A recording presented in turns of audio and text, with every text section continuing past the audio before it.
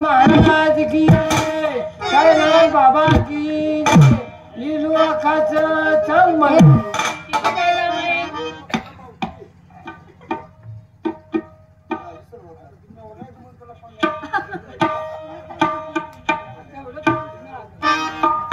मी गोकुळचा one माळे ग